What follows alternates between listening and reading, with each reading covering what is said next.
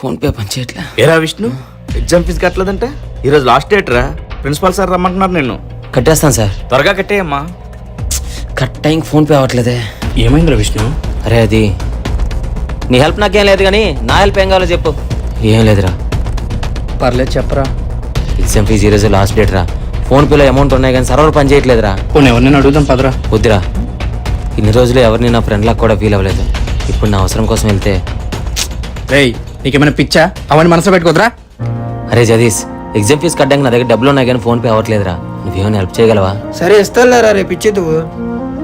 అరే థ్యాంక్స్ రా. వివేక్ జగదీష్, ఏ అమ్ము, నువ్వు ఆగరా. నీకెందుకు హెల్ప్ చేయాలి విష్ణు? నువ్వు ఏ రోజైనా వాడిని ఫ్రెండ్లా ఫీల్ అయ్యావా? నిన్ను ఎప్పుడైనా ఫ్రెండ్లా ఫీల్ అయ్యాడా వాడు? ఈ భూమి మీద మనిషిలా పుట్టాక ఒకరి అవసరం ఒకరికి తప్పకుండా ఉంటది. దాన్ని మేము సాయంగా చూస్తాం, కానీ నువ్వు స్వార్థంగా చూస్తావు.